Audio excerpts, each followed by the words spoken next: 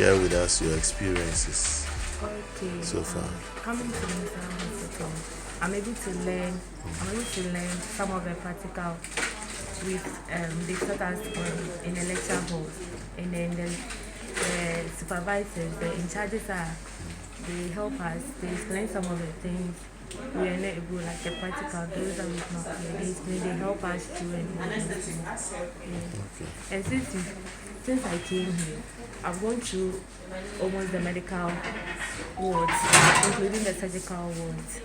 Yeah, so I think the VT has helped a lot, and I'm able to practice on a lot. Yeah. Okay. All right, that's good. What about?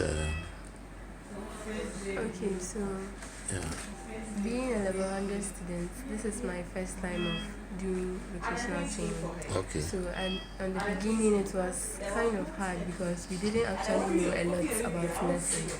But ever since we started till now, I have learned a lot of things. I've learned a lot of nursing procedures, a lot of nursing processes. And I've been able, even though we've not yet studied some of the things in school yet, there are some of them that we have actually learned in the hospital, and it has helped a lot. And I'm sure that by the time we go back to school, we understand what is yet to be taught better. Okay. All right, thank you. So you have both been telling us about things you've learned. But what examples can you give specifically? I've also learned how to do dressing. We've been taught to dress in the travel, but we didn't get the practical. But with here, I'm able to do those procedures. I'm able to pass a cannula, to get a vein for infusions. I'm able to serve venous infusions and all those things. To check people's vital, to check people's pain and administer antibiotics and the prescribed medicine. Okay. You talked about passing a cannula. Yeah. You've been trained to do that? Yes, please. Okay. And you're confident Yes, please. of doing that? I've passed a number of them at casualty. Challenges. We do have some challenges. You know, a hospital is a busy place. Sometimes the staff nurses and the supervisors in charge are always busy taking care of patients. So sometimes they don't have time to actually teach us what we need to know. I think there's one challenge that I have realized since we came. Okay. What about you, Mercy? Is it the same? Yeah, same thing. It's just some few words that when they get time, then they ask you to bring what you don't understand, then they are able to explain for us. Just like yesterday, our supervisor in charge of this one, she took us through some of the things that we didn't actually understand. And she enlightened us on how to do some procedures when you come to the recovery ward. And then when we go to accident and emergency, this HR to that helps us. Like, he showed us a lot of things that we like to do practically. So I think that's the second one that we are able to encounter those things with. We're happy receiving the students from your university, and they have been very cooperative since day one, very diligent on their duties, and then obey all instructions. And in fact, we consider they are very much cooperating with us in terms of everything, and they are learning any assignment you give them, they cooperate, and then they give feedback. So, what are some of the things that they've been learning since they've been here? Yes, this is a physiotherapy department. So here we deal with pain management and then rehabilitation of most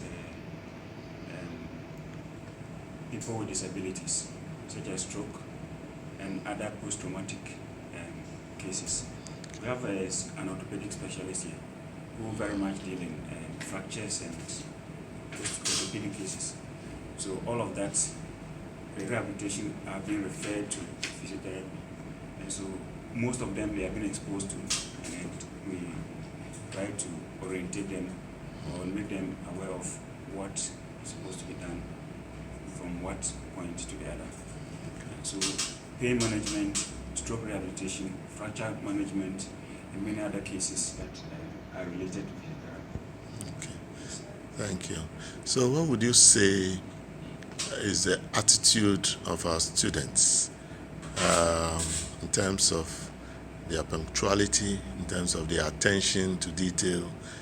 Do they take notes when you are teaching them? Do they get involved?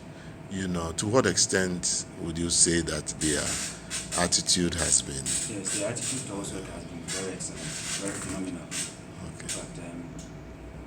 But I don't think there is an instance where an instruction is given or an assignment is given and they make all the efforts to try to, and then we discuss together with the other team. Quite unfortunate today is holiday and we have not met all of us. My other colleagues sometimes they also give their different assignments to them. I do, and many others. So they also do their own researches and try to find out certain things that they probably might not be so exposed to. So we discuss it together. No one knows it all. Sometimes they teach us certain things, we also learn certain things from them. So they have been so excellent in terms of punctuality and then learning on the job and then taking assignments and then doing researches. Okay. I think they are excellent in terms of that. Okay. Thank you very much. And now I'm going to ask the students to tell us what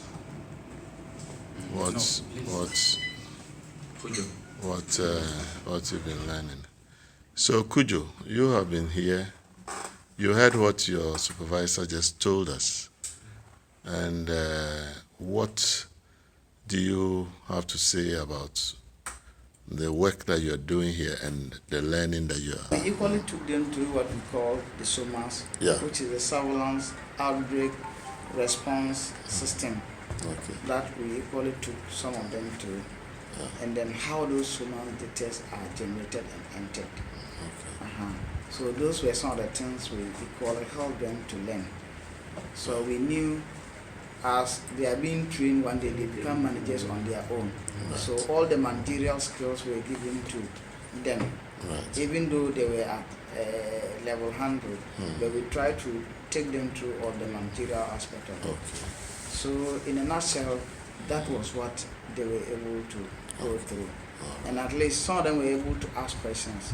With cool teen immunization, I could remember I took some to the walking kurum, that's the regional kurum, how the vaccines are forecast, how we take the vaccines from them, how we come to receive it, each of the vaccines, how many doses does it have, then the vaccines name, that most of them were given out. So we even supervise them to receive the vaccines on the ledger book, the quantity of vaccines you have received, what color of pen do you use to receive the vaccine, what color of pen do you use to issue to the lower level, what is actually the various containers that is used to transport the vaccines from the regional level to the district level, and the containers that are used to transport the vaccines from the district to the sub-district level. And they've gone through that. They've equally gone to the sub-district to learn those things. The temperature at which the vaccines should be kept, how these vaccines should be monitored from time to time. We drew their attention to the fact that, look, in public health sometimes you don't have holidays. When the need arises, you need to be there. For cold chain management, it's twice daily. For the whole 30 days you need to do, or 31 days. So once it is a holiday, then you need to come and check and monitor to see whether your temperature is at the right range. Other than that, your vaccines that you are giving might not be potent.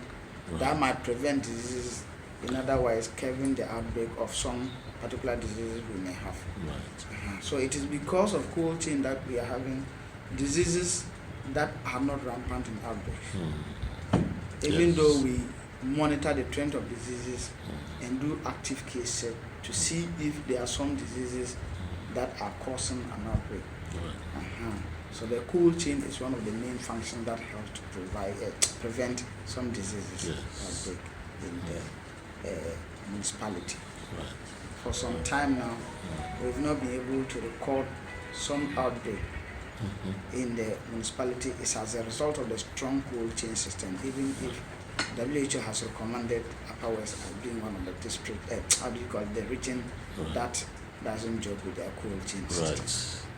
Thank you very much. In a nutshell, that is what they've been able Thank to you. do. Thank you so much. Are there any challenges that you have with all these students coming, with all the pressure on you as a supervisor to support them?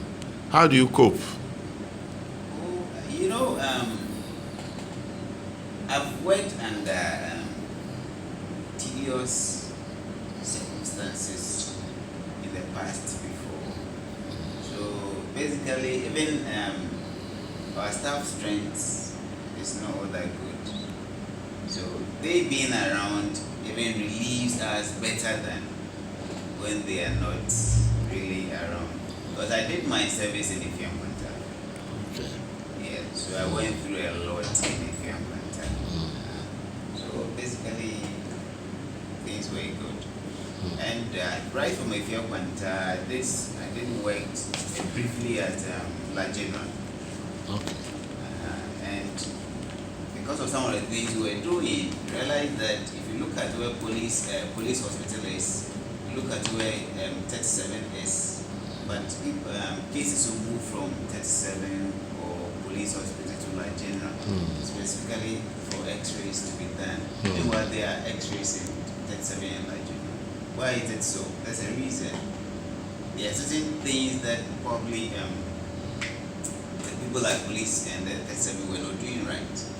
So they were rather preferring that those cases should be done at the La General. Eventually, I was the one doing some of those cases. This one still is happening here. Sometimes I ask myself, we have other colleagues around, so why is that specifically they want certain people to do certain things? But I think the work is, when they do that, they give me too much work. But it's all because of the confidence other people have. So they can just do it for them. Piece of vocational training that they have in the field, we will introduce an intra-semester attachment. And what we are looking to do is to identify some districts where they can go. We have a structured program. We have been discussing the program, and they'll have a mini project, and they'll go and spend up to about 3 weeks per time, so that it will be focused, it will be purposeful, and they'll come back having learned things. So from the classroom, they will go and come back and continue the classroom work. So these are some of the new things that we are introducing. I also want to pay tribute to the Yonsei University, who have been our partners in this journey recently. They have been interested in working with us in order to refine and to grow our vocational training program. And so we had a Yonsei U House project, which was a 4-year project and has come to an end. And we now have in the School of Public Health the extension of the program for another 2 years. So, Madam VC, we have adopted the Afadato South Municipality as a project area for the Binka School of Public Health.